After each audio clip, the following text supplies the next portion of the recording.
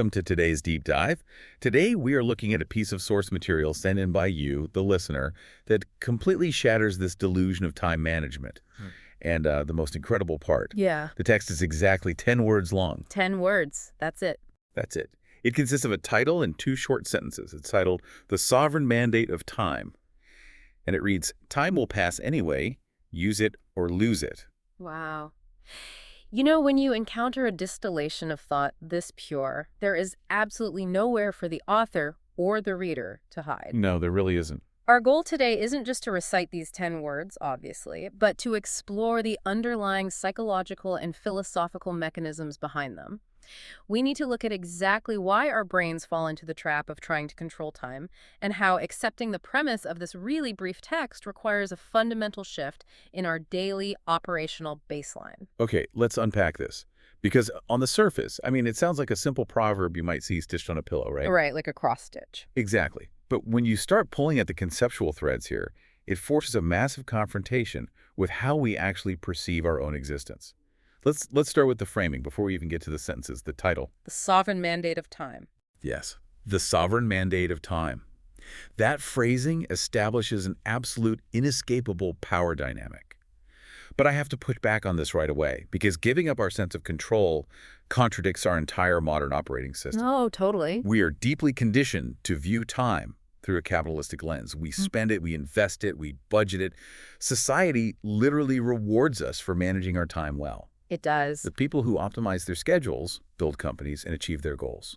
So if we just accept that time is this absolute sovereign ruler and we are merely its subjects, doesn't that breed a kind of fatalism? It feels like we're stripping away the very agency that drives human progress. Well, what's fascinating here is the critical distinction between managing your actions versus managing the medium itself. Okay, say more about that. Yes, society absolutely rewards you for managing your attention, your energy, and your resources effectively.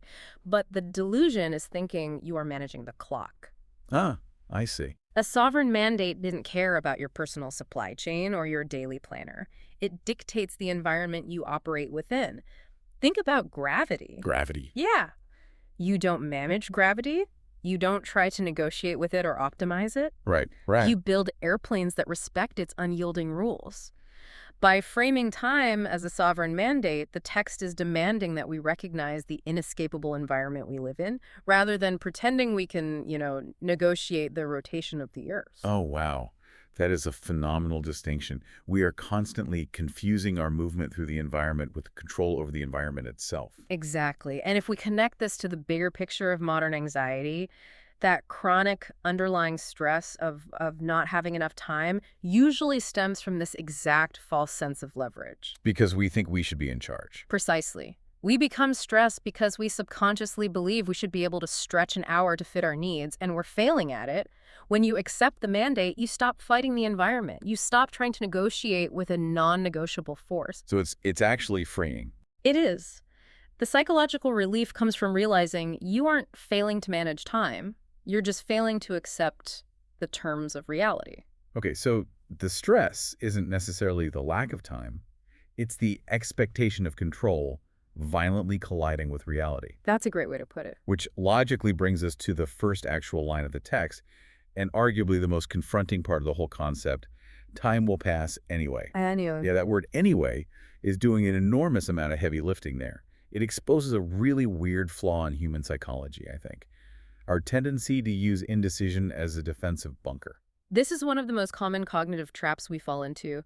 We frequently operate under the subconscious assumption that taking an action triggers consequences, while inaction preserves the status quo. Like hitting a pause button. Right. We think that if we just hold perfectly still and don't make a choice, the universe essentially pauses with us. We treat indecision like a safe harbor. Yes. Think about a relatable scenario in your own life right now. And I mean you, the listener. Maybe you are dreading a difficult conversation you need to have. Or you are delaying a major life change because you're waiting for the right time. The mythical right time. Right. We sit in this paralyzing limbo thinking we're holding off reality. But the mechanism of time perception in this scenario is almost like being stuck on a massive, constantly moving treadmill. Oh, that's a good analogy. You can choose to run forward, or you can choose to stand perfectly still and just let the belt drag you backward. But the belt keeps moving regardless. Anyway. That treadmill analogy highlights the mechanical reality of the situation perfectly. The psychological weight of anyway is that it completely strips away the illusion of a pause button. Human beings are notoriously susceptible to something called omission bias. Omission bias. Yeah, we judge harmful actions as significantly worse than equally harmful omissions. We feel less guilty about missing an opportunity by doing nothing than we do about making a mistake by actively trying. Wow, that makes so much sense. But the word anyway neutralizes omission bias entirely. It reveals that doing nothing is inaction. You are still spending your non-renewable resource on the act of waiting. I want to ask you, the listener, to really internalize that mechanism for a second. Think about that task or decision you are currently putting off. The anxiety you are feeling right now, the mental gymnastics of justifying the delay, the sheer exhaustion of dreading the future. You are actively spending time on that. You're spending the currency. The clock is ticking at the exact same frequency, whether you are agonizing on the couch or actually executing the task. Does that thought bring you comfort, or does it terrify you? Because I honestly think it's a double-edged sword. It absolutely is. And this raises an important question about how we process this philosophical shift. The terror obviously comes from the loss of the pause button. We realize we are exposed. There's nowhere to hide. But the comfort comes from the profound absolution it offers. You don't have to carry the weight of keeping the universe spinning. The immense pressure of finding the perfect moment evaporates because the perfect moment fundamentally does not exist. It's just a myth. Exactly. There is only the continuous, indifferent forward motion. It completely destroys the concept of, I'll do it when I have time. You never possess time. You only inhabit it as it flows past you. Which leads to a really interesting biological question. Okay. If time is flowing past us continuously anyway, why does our perception of that flow change so drastically? Like when I'm agonizing over a decision, a day can feel like a year. But when I look back at the last 5 years, it feels like it passed in a long weekend. That's a crucial point regarding how we actually experience this sovereign mandate. The brain doesn't measure time like a stopwatch. It measures time by the density of novel stimuli. Novel stimuli, so new experiences. Right. When you are a child, everything is new. Your brain is processing massive amounts of fresh data, which creates dense, richly textured memories. Consequently, childhood feels expansive. Oh, sure. Summer breaks felt like they lasted forever. Exactly. But as we age, we fall into routines. We drive the same route to work, do the same tasks, see the same people. The brain becomes incredibly efficient and stops recording the routine details. It just compresses the data. Precisely. It compresses the data to save energy. So physically, the time passed anyway. But cognitively, your brain discarded the unengaged time, making it feel as though the years are actively accelerating. That's terrifying. If you choose an action, if you sit on the couch waiting for the right time, your brain has no novel data to record. The time passes, and then it is immediately erased from your subjective experience. Which brings us to the starkest, most absolute reality of the text. Because that flow is continuous, and because our brains will literally compress and delete the time we don't actively engage with, we arrive at the final command, use it or lose it. The ultimate binary. Yeah. Now, this is a phrase we usually hear in the context of like foreign languages or gym memberships. But applying it to the very fabric of existence creates a profound binary. It is the ultimate inescapable dichotomy. Because time cannot be paused, stored, or negotiated, every single passing second falls strictly into one of two categories, utilized or lost. Use or lose. The text offers no third option. There's no rollover data plan for your life. Here's where it gets really interesting and where I think we need to be incredibly careful. When our highly caffeinated modern brains hear the phrase use it, we immediately translate that into a demand for relentless productivity. Oh, absolutely. We think using time means we need to monetize our hobbies, optimize our morning routines, start a side hustle, and listen to educational deep dives at 2 times speed while aggressively doing cardio. The hustle culture trap. Right. I have to argue that if using it just means joining the hustle culture rat race, then this philosophy is actually a nightmare. It just reinforces the exact capitalistic trap we just talked about escaping. If I have to optimize every second, I'm back to pretending I'm the manager. I completely agree, and that is the most common and really the most dangerous misinterpretation of this kind of philosophy. If we fall back into the trap of thinking we are the managers of a resource, use it absolutely sounds like a mandate for maximum tangible output. But remember, our first premise, time is the sovereign. You aren't optimizing a resource. You are simply choosing how to exist within a current. So what does this all mean for us practically? If using it isn't about producing tangible output or checking boxes on a to-do list, what is the actual mechanism of using time? The mechanism is attention. It is cognitive presence. Attention. Yes, when the text commands use it, it is demanding intentionality, not productivity. Let's look at the neuroscience of how we experience our daily lives.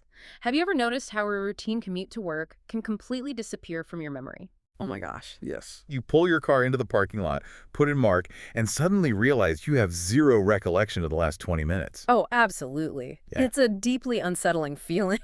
It's like you essentially teleported from your driveway to your office. That phenomenon happens because your brain switches into something called the default mode network. The default mode network. Yeah, it's essentially an evolutionary autopilot system.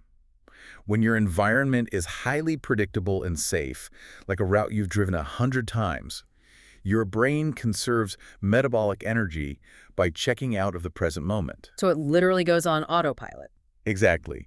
You stop processing the immediate environment and start ruminating on past arguments or forecasting future anxieties or just drifting. The physical time passed, but your conscious awareness was entirely absent. That is the literal biological definition of losing time. Wow. Okay, so losing time isn't about failing to accomplish a task. It's about failing to be awake for your own life. Precisely. It's the hours that just evaporate into the ether because you are mentally somewhere else entirely. Exactly. And conversely, using time means anchoring your attention to your present reality, regardless of what that reality actually consists of. Sitting on a park bench and actively noticing the wind in the trees, feeling the temperature of the air, and being wholly present in that physical space that is profoundly using your time.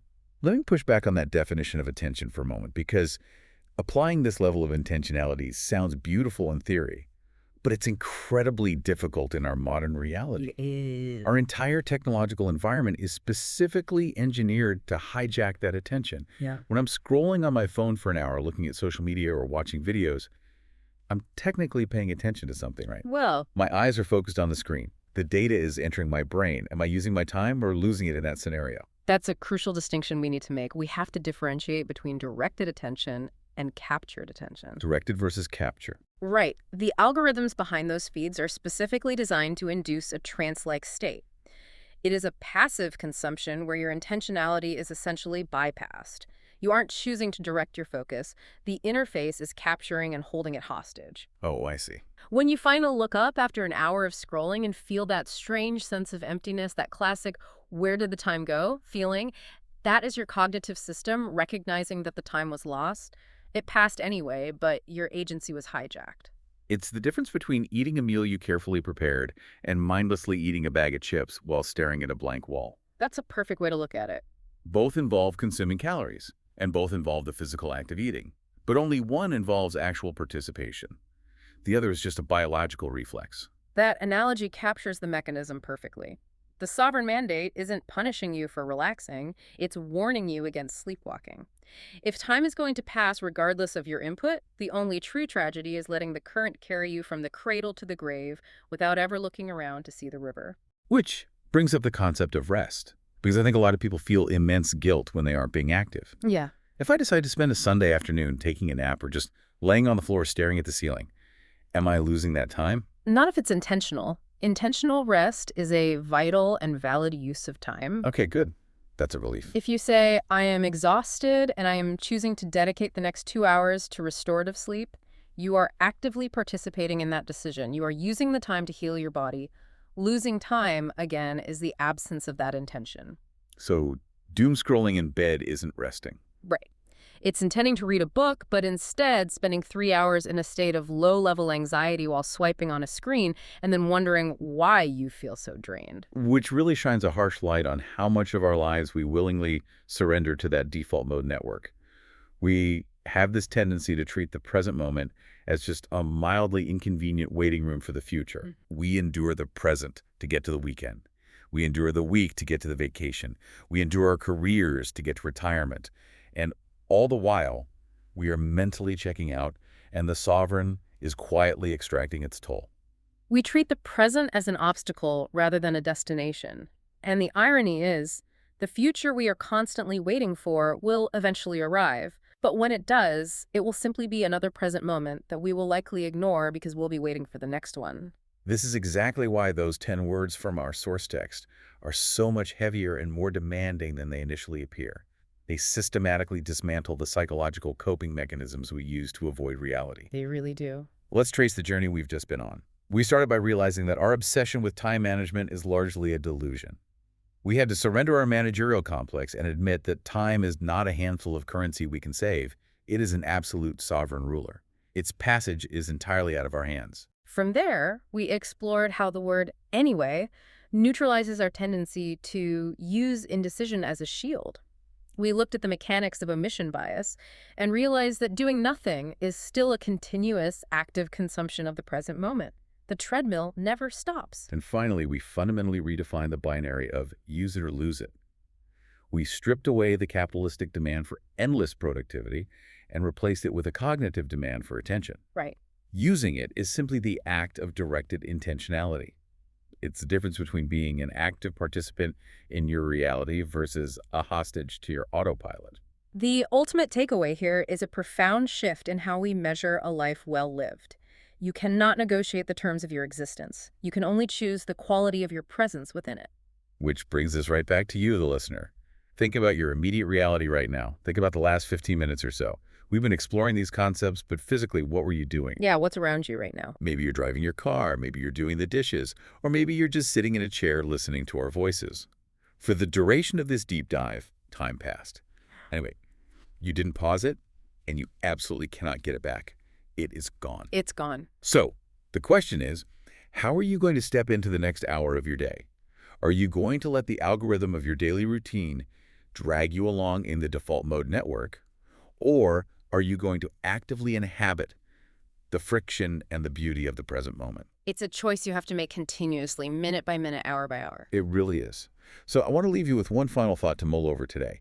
Building on the profound simplicity of the text we've been exploring, we established that time is a sovereign ruler, and it strips away its own gift, whether we choose to engage with it or not. We also established that losing time isn't about laziness, but simply the act of being mentally absent. So if we only lose time when our attention drifts, then is the greatest threat to a meaningful life, not failure or heartbreak or even making the wrong choice, but simply forgetfulness. Because if we only lose time when we forget its passing, maybe the most revolutionary, life-altering act you can perform today is just remembering that the clock is ticking. Use it or lose it.